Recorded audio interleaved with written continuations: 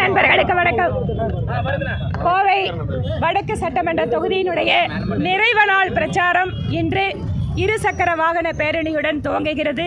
அதனை அன்பு சகோதரர் முன்னாள் மாநில தலைவர் திரு அண்ணாமலை அவர்கள் துவக்கி வைக்கிறார்.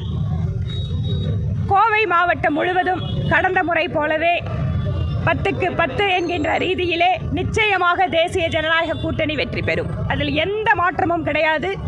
ஏனென்றால் கோவை மாவட்டத்து மக்கள் யார் வளர்ச்சிக்காக வேலை செய்வார்கள், யார் மக்களுக்காக உழைப்பார்கள் என்பதில் தெளிவு பெற்றவர்கள்.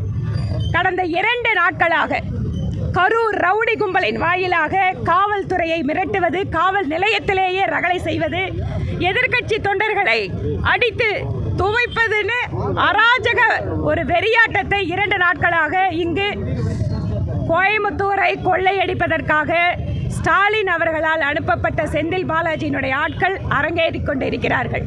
கோவைக்காரங்க ரொம்ப அமைதியானவங்க தான். ஆனால் அவங்க எல்லாத்தையும் பார்த்துட்டு தெளிவான முடிவு எடுப்பார்கள் நிச்சயமாக. அதனால் 2500 ரூபா, ஒரு சில தொகுதியில், தெற்கு தொகுதியில் 5000 ரூபா. இந்த பணம் எல்லாம் எங்கிருந்து வந்தது? இந்த பணம் எல்லாம் எங்கிருந்து வந்திருக்கு? டாஸ்மாகில் அடித்து ஆயிரக்கணக்கான கோடி ரூபாய் கொள்ள, காவிரி மணலை விற்று மணல் மாஃபியா மூலமாக ஆயிரக்கணக்கான கோடி ரூபாய் கொள்ள, இதை எல்லாத்தையும் முடிச்சுட்டு கோயம்புத்தூர் வேகமாக வளர்ந்து வருகின்ற நகரம். இன்று இந்தியாவிலேயே கோயம்புத்தூரில் இருக்கக்கூடிய தொழில் வளர்ச்சி முன்னுதாரணமாக இருக்கக்கூடிய இந்த நகரத்தை கெடுப்பதற்காகவே திட்டமிட்டு ஸ்டாலின் அவர்கள் கோயம்புத்தூரை பழி வாங்குறதுக்காக செந்தில் பாலாஜி இங்கே அனுப்பி இந்த வித்தையை காட்டிட்டு இருக்காரு.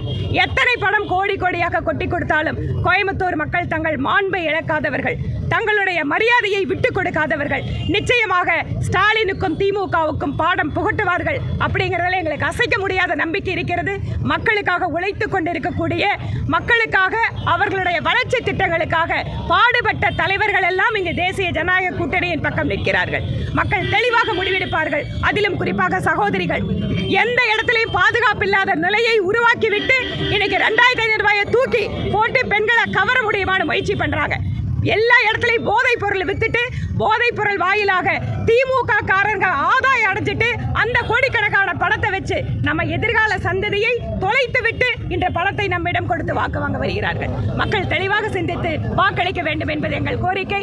இந்த வாகன பேரணியை துவக்கி வைக்க வந்திருக்கின்ற அன்பு தம்பி அண்ணாமலை அவர்களுக்கும் இந்த நேரத்தில் தேசிய ஜனநாயக கூட்டணியினுடைய அத்தனை தேர்தல் குழு உறுப்பினர்கள் வாயில் அவர்களுடைய சார்பாக எங்களுடைய மனப்பூர்வமான நன்றியை தெரிவித்துக் கொள்கிறோம்.